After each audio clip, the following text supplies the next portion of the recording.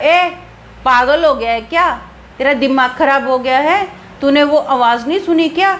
मेरे को तो बहुत डर लग रहा है। वो जो गेट है ना, धीरे धीरे अपने आप खुलना स्टार्ट करता है और अजीब सी आवाज़ कर रहा है। दोनों गेट के ऊपर चढ़ते हैं और जंप मारते हैं बाहर की ओर।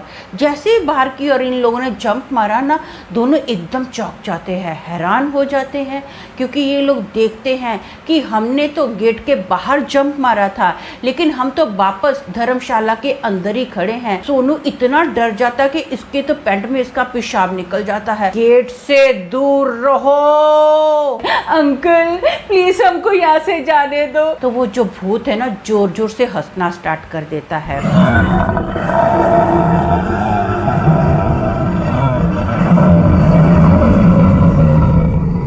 हेलो दोस्तों, मेरा नाम अमन है। मैं आप सभी के मनपसंद यूट्यूब चैनल कहानी रंगमंच में आपका स्वागत करती हूँ। उम्मीद करती हूँ कि आप सभी अच्छे और स्वस्थ होंगे। इसी तरह की वीडियो देखने के लिए आप मेरे चैनल को सब्सक्राइब कीजिए और हाँ, बेल आइकन को दबाना मत भूलना, ताकि आपको आने वाली वीडियो के नोटिफिकेशंस मिलते रहें। तो चलिए शुरू करते हैं आज का भयानक किस्सा। दोस्तों, आज का जो किस्सा है ये बोरीवली का किस्सा है। दादर में ना एक सोनू नाम का लड़का रहता है। इसके मामा जी की शादी है।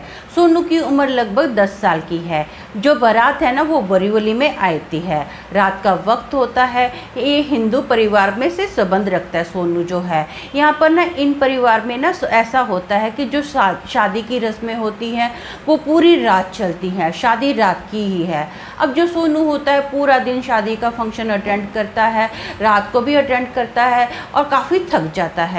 सोनू को ना आदत होती है रात को 10 बजे सो जाने की। अब सोनू को नींद आ रही है, लेकिन जो जयमाला का प्रोग्राम है ये तो 12 बजे के बाद का है। तो सोनू का एक कज़न ब्रदर होता है, इसका नाम अंकुर है। तो सोनू ना अंकुर को बोलता है, भाई मेरे को ना बहुत ज़्यादा थकावट हो रही है, ऐसा करते हैं हम लोग थोड़े टाइम के लिए ना सोने के लिए चलते हैं। जो अंकुर है ये भी सोनू की उम्र के ही आसपास का है। तो अंकुर बोलते हैं ठीक है, हम लोग ऐसा करते हैं, धर्मशाला में हमको ठहराया गया है, हम लोग वहीं पर जाके सो जाते हैं। धर्मशाला में थोड़े टाइम के बाद सोने के बाद लड़की के घर पर जयमाला का जो प्रोग्राम है, मामी के घर पर मतलब, तो हम लोग मामी के घर पर आ जाएंगे और जयमाला का प्रोग्राम अटेंड करेंगे। तो सोनू बोलता है ठीक है। ये धर्मशाला में जाते हैं। धर्मशाला में अंधेरा ही अंधेरा होता है। सभी रूम की जो लाइट है ना वो बंद होती है। ये जो सोनू है इसको ना भूत प्रेत से बहुत डर लगता है। ये बहुत ज़्यादा डर जाता है। तो अंकुर बोलता है मैं तेरे साथ हूँ, टेंशन क्यों ले रहा है, तू आराम से सो जा।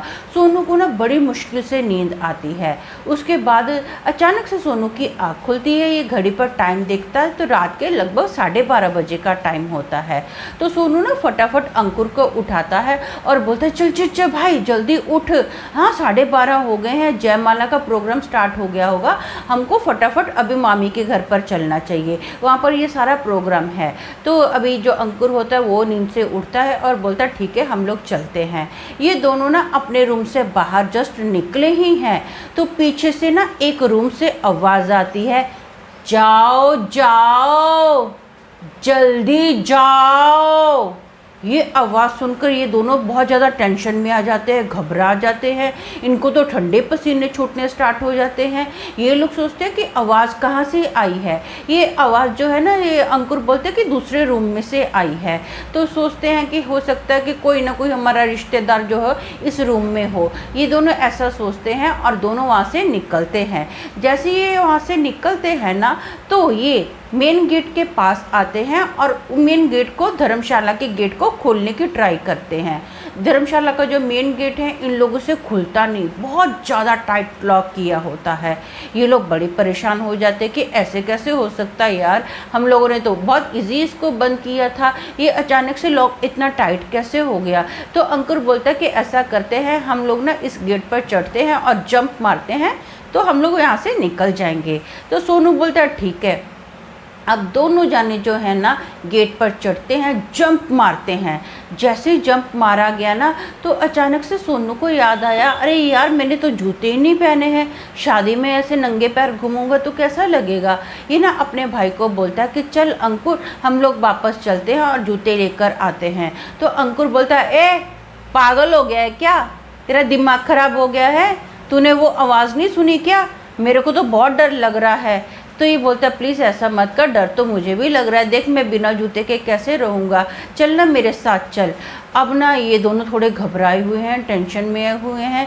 जैसे ही ये दोनों ना मेन गेट के ऊपर चढ़ने ही वाले थे, वो जो गेट है ना धीरे धीरे अपने आप खुलना स्टार्ट करता है और अजीब सी आवाज़ कर रहा है, जैसे कोई पुराना बंद गेट काफ़ी सालों के बाद खोला जाता है तो कैसी आवाज़ करता है वैसी ये आवाज़ करता है और गेट खुद ब खुद खुल जाता है।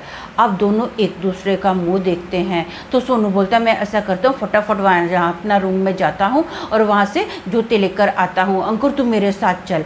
सोनू क्या करता है, अंकुर का हाथ पकड़ता और घसीटता है, दोनों भागते हैं और जूता लेकर आते हैं। जैसे ही ये लोग मेन गेट के पास पहुँचते हैं ना तो ये लोग देखते हैं कि मेन गेट फिर से बंद है।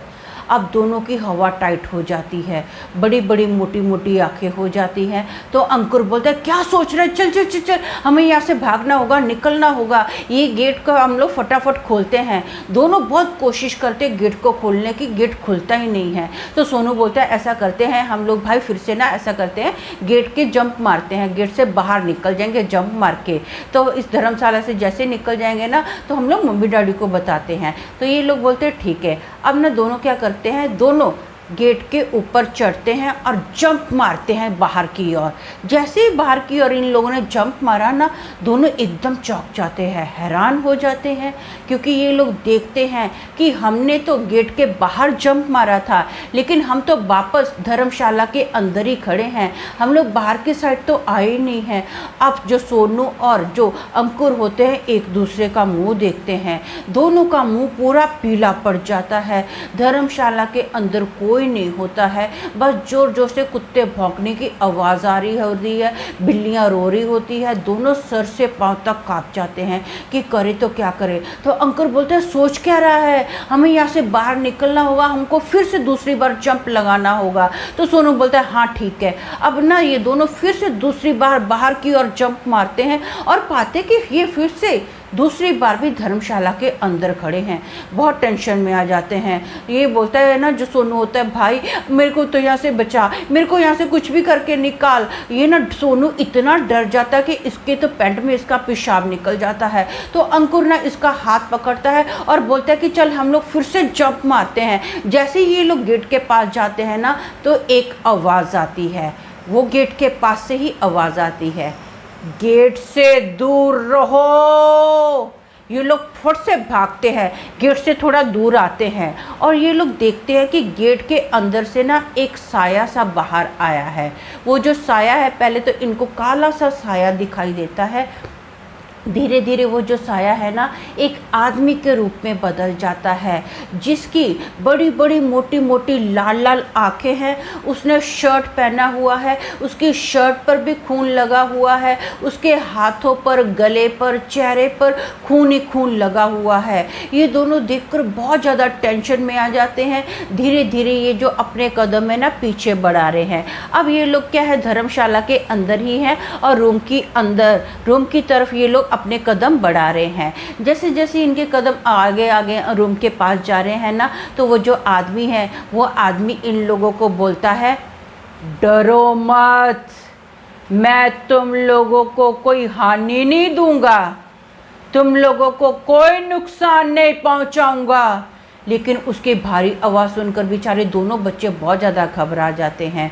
ये दोनों रोना स्टार्ट कर देते हैं। ये लोग रोते रोते बोलते हैं अंकल प्लीज़ हमको यहाँ से जाने दो, प्लीज़ प्लीज़ हमको जाने दो, प्लीज़ अंकल हम आपको कुछ नहीं बोलेंगे, कुछ नहीं आपका करेंगे। तो वो जो भूत है ना ज़ोर ज़ोर से हंसना स्टार्ट कर देता है।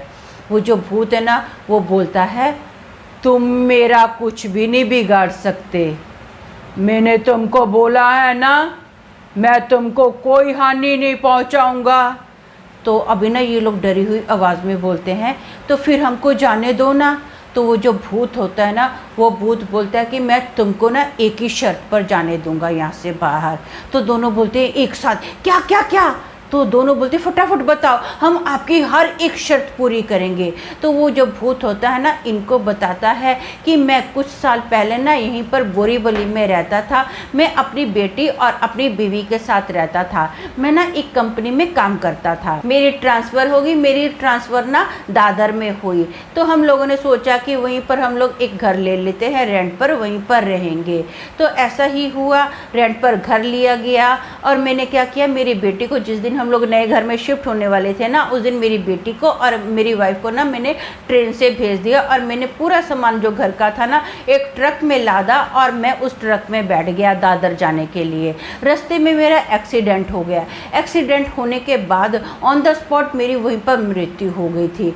मैं आज तक अपनी बीवी को और अपनी बेटी को बहुत मिस कर रहा हूँ। मेरी जो आत्मा है ना यही बोरीवली में भटक रही है। मैं इस बोरीवली से बाहर जा ही नहीं पाऊँगा। आप लोग मेरी बीवी को ऐसा करो, संदेशा दो, बोलो कि मैं तुझे और अपनी बेटी को बहुत ज़्यादा मिस करता हूँ, मैं तुम लोगों को बहुत प्यार करता हूँ। तो ये लोग बोलते हाँ हाँ हाँ हाँ हम लोग बोल देंगे। लेकिन ये लोग बोलते कि अंकल आपके घर का पता क्या है। तो वो ना जो भूत होता है अपने घर का पता बताता है। तो सोनू बोलता है अंकल हम लोग आपके घर पर अपना जो पता दिया गया है मोबाइल में तो हमने नोट कर लिया है, लेकिन आपकी जो वाइफ है हमारी बात पर कैसे भरोसा करेगी। तो भूत बोलता है कि आप लोग ना मेरी वाइफ को बोलना कि मरने के बाद भी मैंने उनको ये संदेशा दिया है, स्पेशल संदेशा है कि मरने के बाद भी मेरा मसाला निकल गया है। ये बात सुनकर ना वो समझ जाएगी, क्योंकि मैं अक्सर अपनी बीवी के साथ मजाक करता था और मजाक में लास्ट में यही बोलता था मेरा तो मसाला निकल गया, मेरा मसाला निकल गया। तो मेरी बीवी समझ जाएगी कि ये मैंने ही संदेश तुम तक पहुंचाया है। तो ये बोलते ठीक है अंकल, तो अब तो हमको जाने दो ना, प्लीज़ हमको मत रोको ना, हम आपका सच्ची बोलते हैं, प्रॉमिस करते हैं आपका जो मैसेज है ना आपकी बीवी तक पहुँचा देंगे। तो कोई आवाज़ नहीं आती है। ये लोग बोलते हैं कि अंकल आप कहाँ हो। वो जो भूत होता है ना देखते ही देखते इनकी आंखों के सामने से ओझल हो जाता है और जो मेन गेट होता है धर्मशाला का वो अपने आप ही खुल जाता है। जैसे ही मेन गेट खुला ना ये लोग भागकर शादी में गए हैं। शादी के अंदर तो पहुंच गए हैं, लेकिन ये लोग ना बहुत ज़्यादा घबराए हुए हैं, टेंशन में हैं, किसी से कुछ बात नहीं कर रहे हैं, बस चुपचाप हैं। शादी अटेंड करते हैं। जैसे शादी की सारी रस्में होती हैं, बारात वापस दादर में आती है ना, तो दोनों बच्चे ना अपने मम्मी डैडी को सारी बात बताते हैं। अब पूरी घटना बताते हैं, घर का पता भी बता देते हैं। तो बच्चे को जो मम्मी डैडी होते हैं ना, इन दोनों के मम्मी डैडी हैं, तो ये लोग इनकी बात पर भरोसा करते हैं। जैसे ही सुबह होती है ना तो दोनों के माता पिता मतलब सोनू और अंकुर के माता पिता इन दोनों बच्चों को अपने साथ लेते हैं और दिए गए पते पर जो भूत ने पता बताया होता है उस जगह पर जाते हैं। उस जगह पर सच में एक विधवा औरत अपनी बेटी के साथ रहती थी। तो इन लोगों ने बताया कि हमने ऐसा ऐसा आपके पति को देखा और आपसे बात की। वो जो औरत होती है ना वो बोलती है कि मैं तुम लोगों की बात पर कैसा भरोसा करूं, आप ऐसे कुछ भी बोल सकते हो, सबको पता कि मैं तो विधवा हूँ।